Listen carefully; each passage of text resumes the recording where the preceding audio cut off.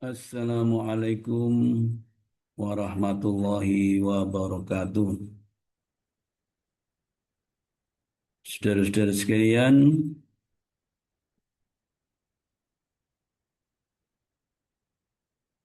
kita ada di waktu-waktu di mana insya Allah sebentar lagi akan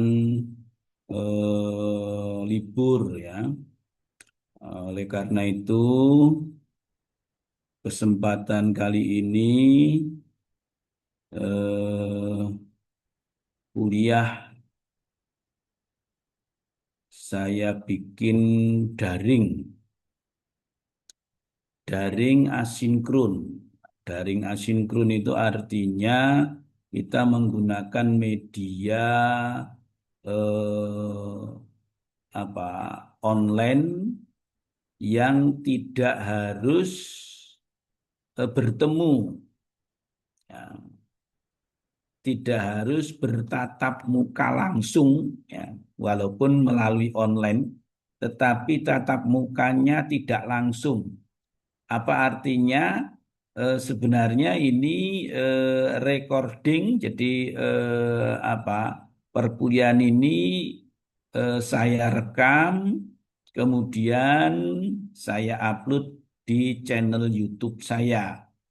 Ya, sehingga saudara-saudara bisa mengikutinya dengan mengunjungi channel YouTube saya. Nanti linknya saya bagikan di WA Group. Nah, masuk dari situ, materi ini bisa kalian dari kapan saja dan di mana saja. Itu kelebihan apa daring asinkron.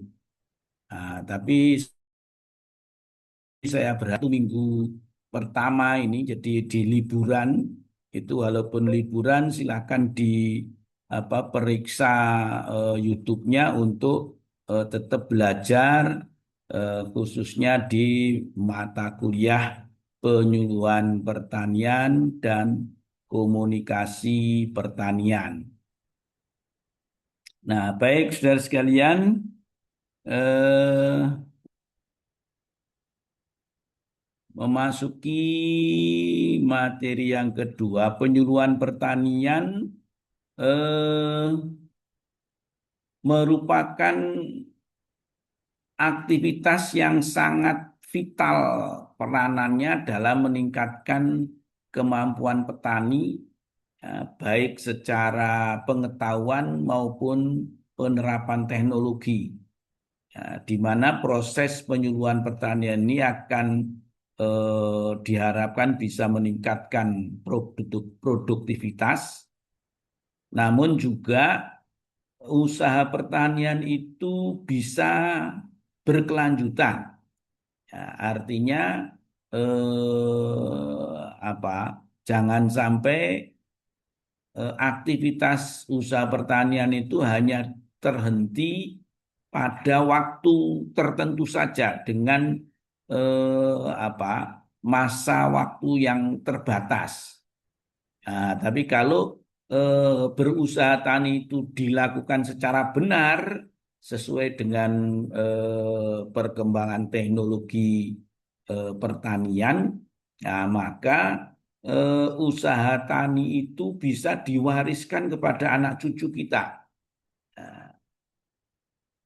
Nah, dengan pendekatan penyuluhan yang tepat, nah, adopsi inovasi, teknologi-teknologi dan pengetahuan baru tentang di bidang pertanian ini eh, bisa diterapkan di mana selalu hampir di semua aspek itu ditekankan teknologi yang ramah lingkungan.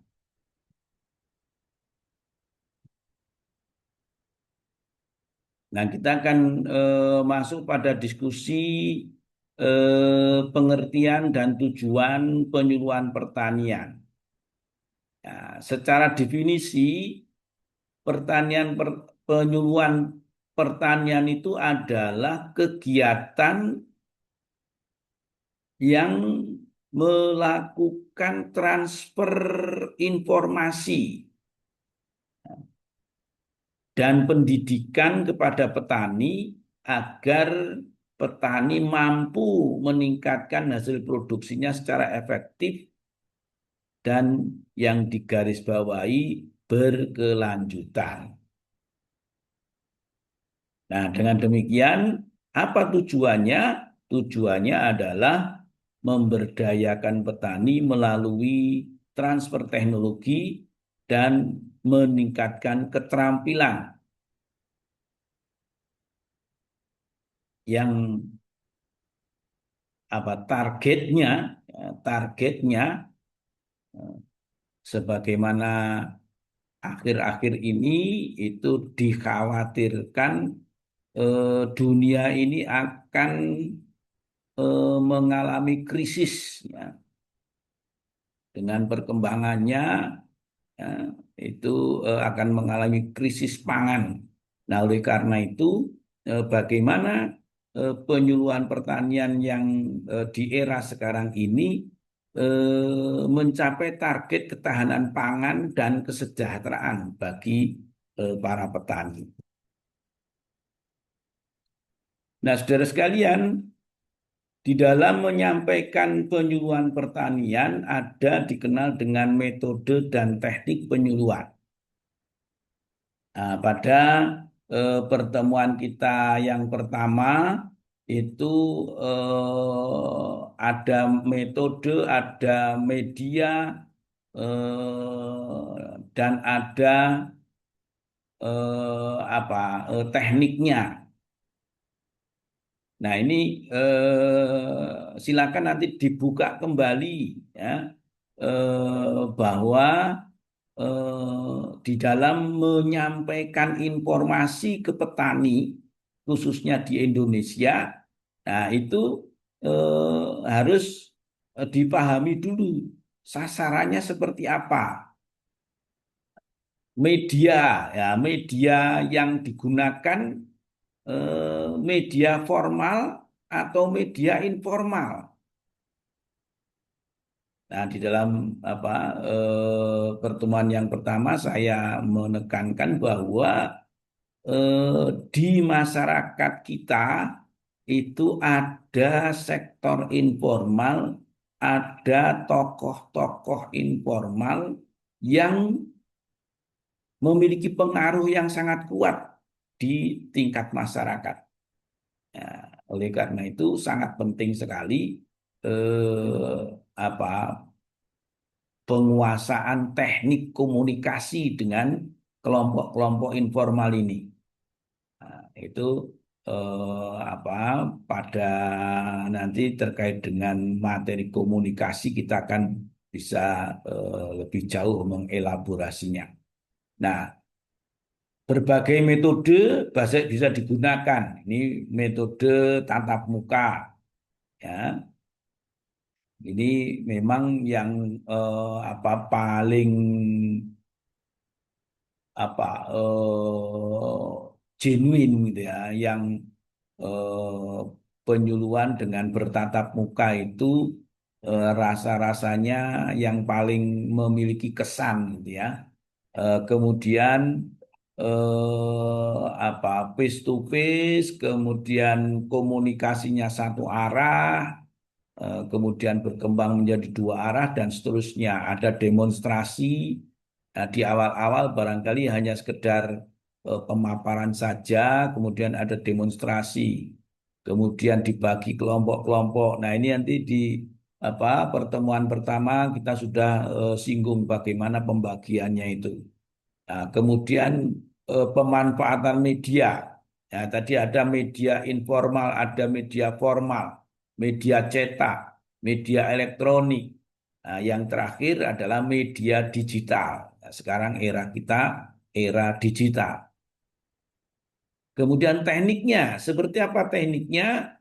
Ya, teknik yang efektif itu mengkombinasikan pendekatan partisipatif dengan mengaktifkan petani di dalam proses pembelajaran dan menggunakan media komunikasi yang tersedia dan mudah diakses. Nah, ini sudah barang tentu kondisinya berbeda-beda. Ya, kita penyuluhan di Malang gitu ya, di daerah Malang Kota, Malang Kabupaten ini akan berbeda dengan penyuluhan di luar Jawa misalnya. Nah, masyarakatnya berbeda, tradisinya berbeda, sarana prasarana yang tersedia juga berbeda. Nah, ini juga akan mempengaruhi metode dan teknik penyuluhan yang seperti apa yang mesti digunakan. Nah,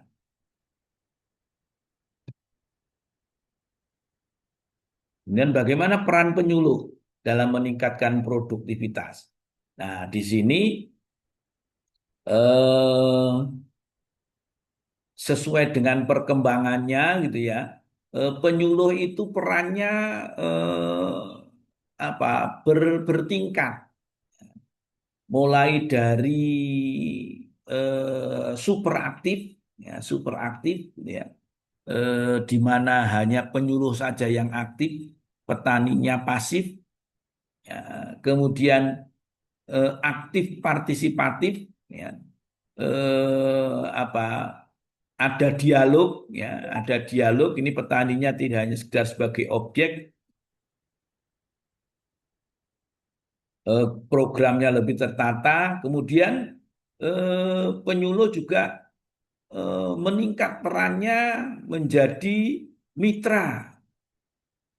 Jadi petani tidak hanya dijadikan objek, tapi betul-betul diberdayakan. Ya, ditunjukkan sebenarnya pada diri petani itu ada kompetensi apa, ada potensi apa yang dimiliki. Nah, bagaimana memanfaatkan potensi yang ada itu peran penyuluh di situ strategis sekali. Nah, di era digital ini, perkembangan digital harus penyuluh juga mampu memahami media digital itu untuk pengembangan petani. Nah, tapi juga harus tahu seberapa siap prasarana yang ada. Nah, jangan-jangan di daerahnya belum ada internet, petaninya menjelaskan tentang internet, nah, nggak ada fungsinya. Eh, harus dilihat. Ya, ini lagi-lagi kita melihat bagaimana kasus Chromebook itu menjadi satu masalah karena tidak tepat di dalam mengeksekusi satu permasalahan. Ya, jadi Chromebook memang media atau sarana untuk transformasi pengetahuan dengan media digital yang luar biasa. Ya, memang nilainya mungkin kalau semuanya berjalan sesuai dengan kondisi yang ada itu menjadi eh, efektif dan efisien. Tetapi ketika alat yang modern itu disediakan, ya, sedangkan sarana prasarana di daerah itu belum siap, ya maka menjadi sesuatu yang mubazir. Sudah membeli komputer yang canggih, ternyata listriknya saja masih belum sempurna.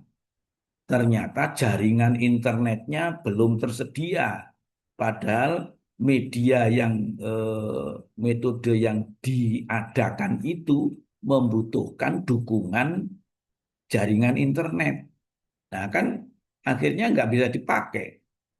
Walaupun dibelinya dalam tanda petik harganya murah, ya, dibandingkan teknologi yang dihasilkan, tetapi kalau tidak bisa dimanfaatkan, itu yang menjadi demikian juga penyuluhan pertanian ini, apa kita sebagai narasumber, gitu ya, sebagai narasumber harus paham kondisi perkembangan di daerah di mana kita nanti suatu ketika ditugaskan.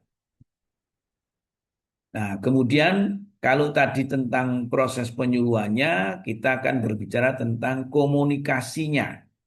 Nah, komunikasi pertanian, ya komunikasi itu apa proses interaksi, ya proses interaksi, transformasi informasi, ya, pertukaran informasi antar berbagai pemangku kepentingan, antar berbagai stakeholder dalam dunia pertanian.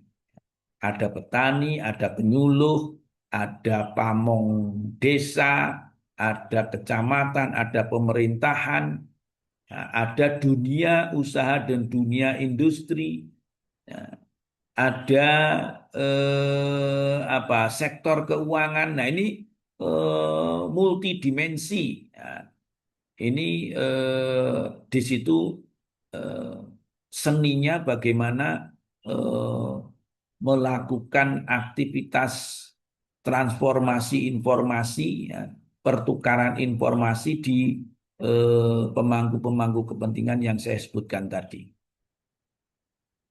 Nah, apa yang ditransportasikan? Ya, penyebaran teknologi, penyebaran pengetahuan, kemudian melakukan aktivitas pendidikan dan pelatihan, kemudian bagaimana produktivitas yang produksi dan produktivitas yang dihasilkan itu bisa dipasarkan. Ini apa ruang lingkup komunikasi di bidang pertanian. Apa tujuannya? Nah, tujuannya eh, mendukung pengambilan keputusan yang tepat. Jadi bagaimana agar apa eh, kolaborasi dari berbagai sektor tadi bisa lebih kuat dan tujuan dari eh, pemberdayaan petani tadi tercapai, yaitu apa? Petaninya makin sejahtera, kemudian usaha taninya berkelanjutan.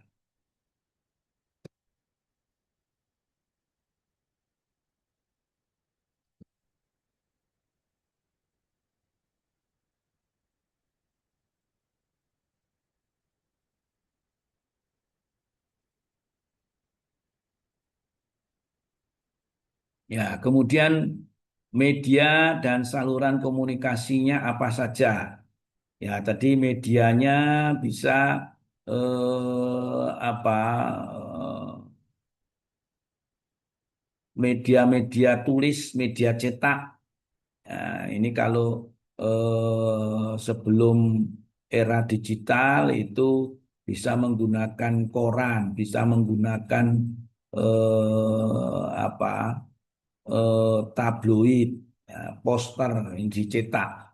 Ya, kemudian media elektronik, ya, melalui siaran radio. Nah, kalau zaman dahulu penyuluhan pertanian itu ada radio-radio yang menyiarkan ada penyuluhan pertanian, ya, memanfaatkan ya publik-publik figur.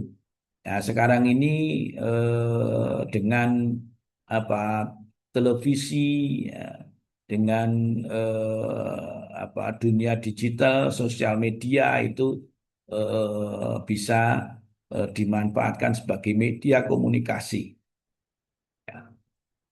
Baik tatap muka secara langsung maupun, nah ini teknologi seperti yang kita lakukan sekarang ini memanfaatkan teknologi digital di dalam proses pembelajaran. Ini kan apa sama dengan apa proses penyuluhan. Nah, tapi ini bukan bukan sekedar penyuluhan, tapi ini pemberian materi, transfer pengetahuan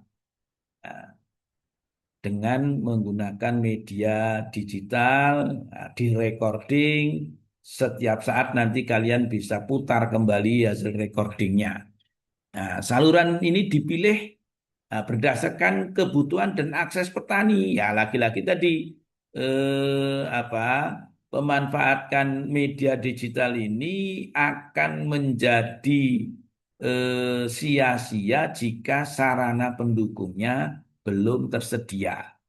Nah, ini bagi saudara-saudara misalnya yang pulang ke daerah, di mana daerahnya itu apa saluran internetnya masih putus nyambung, ya agak sulit. Ya harus mencari lokasi-lokasi di mana saluran internet bisa lancar. Nah, karena ini nanti akan kalian mengaksesnya harus melalui media digital, media internet itu masuk ke channel YouTube, nah, cari link yang nanti akan dibagikan di WA group yang ada di kelas kita. Nah, kemudian meningkatnya teknologi digital ya tadi sudah kita akan memudahkan informasi ini menjadi cepat dan tepat. Nah, bahkan harapan saya ini dengan materi yang ini pemantik saja, kalian harus bisa mengembangkannya menjadi lebih lengkap ya, informasinya. Ya, saudara bisa berselancar di dunia digital untuk apa hal-hal terkait dengan teknologi pertanian, eh, memilih mana yang tepat dengan daerah di mana kalian akan memberikan inovasi itu. Ini jadi sasarannya menjadi tepat, pilihannya tepat sehingga prinsip efektif dan efisien itu bisa dilaksanakan. Nah, tantangan dan solusi dalam komunikasi pertanian. Nah, ini memang akses teknologi. Nah, itu seberapa siap satu daerah itu dengan daerah yang lain pasti berbeda. Sehingga dengan kondisi lapangan yang ada itu, seorang penyuluh harus bisa memilih dan memilah teknologi apa, media apa, kemudian teknik penyampaiannya bagaimana itu sangat kondisional. Nah, solusi efektifnya melibatkan pelatihan berkelanjutan. Nah, ini yang apa ya di semua daerah itu bisa dilakukan walaupun tadi pendekatannya bisa berbeda-beda. Ya, pendekatannya bisa berbeda-beda, tapi maksudnya adalah melakukan pendidikan dan pelatihan. Ya, petaninya dilibatkan. Nah, itu menjadi nah, disitulah letak bagaimana seorang penyuluh itu kreativitasnya diuji. Ya, kreativitasnya diuji. Jadi dulu ketika saya pernah mengajar di mana kelasnya itu apa belum tersedia autoklav, ya padahal mestinya apa pembelajaran sterilisasi itu bisa dengan mudah dilakukan dengan menggunakan autoklav. Tetapi ketika di situ di kelas itu belum tersedia autoklav, maka cara apa membelajarkan teknik sterilisasi di mana autoklav belum ada? Nah, ini apa penyuluh atau pembelajar dalam hal ini dosen itu harus kreatif untuk mencari jalan keluarnya. Nah, kita sampai pada kesimpulan bahwa penyuluhan dan komunikasi pertanian itu komponen penting untuk meningkatkan kualitas dan kuantitas produksi pertanian. Jadi, jika kualitas dan kuantitas produksi pertanian di suatu daerah itu perlu ditingkatkan untuk ketahanan pangan dan keamanan pangan, maka apa pengetahuan dan teknologinya harus sampai dikomunikasikan kepada masyarakat petani. Nah, kemudian melalui peran aktif penyuluh dan penggunaan media komunikasi yang tepat, petani dapat didorong untuk mengadopsi teknologi terbaru secara efektif, tepat guna. Kemudian juga pilihannya menjadi efisien, efektif, dan efisien. Ini apa? Secara ekonomis juga menjadi lebih berbiaya, lebih murah gitu ya, efisien itu. Kemudian yang ketiga kesimpulannya adalah mengatasi tantangan komunikasi dengan solusi inovatif, ya, dan memperkuat ketahanan sektor pertanian nasional.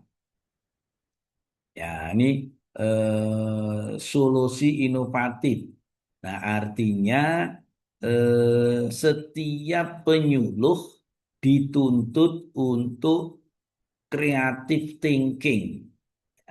Bagaimana mengembangkan kreativitasnya, dengan apa? Ya, eh, critical thinking, diamati dulu potensinya seperti apa, permasalahannya apa, kemudian alternatif-alternatif solusi yang mungkin, itu di apa daftar. Nah, ini memang apa aktivitas ini menjadi sangat penting dengan berbagai macam latihan. Ya, jadi kalian berlatihan berorganisasi itu diantaranya ini mengasah keterampilan ini. Nah, baik, saudara sekalian, sebelum saya akhiri, eh, sebagai bentuk controlling saya, apakah saudara-saudara sekalian mempelajari materi yang saya bagikan dengan daring asinkron ini, maka ada tugas mandiri secara individu. Artinya apa? Setiap mahasiswa harus apa menyelesaikan tugas ini. Apa tugasnya? Nah, saudara ikuti penjelasan pada pertemuan kedua yang sekarang ini. Jika dilihat berdasarkan perspektif sejarah perkembangan penyuluhan dan komunikasi pertanian, termasuk fase apa? Nah, saudara pelajari lagi pertemuan yang pertama itu materinya seperti apa, kemudian eh, materi-materi yang banyak dibahas di pertemuan kedua ini menggambarkan eh, penyuluhan pada fase yang mana. Nah, itu silakan di apa jawab, nanti jawabannya dimasukkan di folder ya. Jadi ketua kelas saya harap membuat folder tugas-tugas PKP ya, tahun 2026 ini ya. Kemudian apa tugas-tugas dari mahasiswa masukkan ke folder itu dan foldernya dikirim ke saya. Nanti saya apa bisa melihat sejauh mana masing-masing mahasiswa itu mengerjakan tugas dan memahami. Nah, ini sebagai feedback dari saya, feedback dari saudara untuk saya, apakah yang saya jelaskan itu bisa diterima dengan baik. Baik, demikian saudara sekalian, selamat berlibur untuk bulan Ramadan atau akhir bulan Ramadan, libur hari raya. Nah, insya Allah cukup panjang ini liburnya. Selamat libur dan tak lupa mohon maaf lahir dan batin. Akhirul kata, wallahul muwafiq ila aqwamit thoriq. Assalamualaikum warahmatullahi wabarakatuh.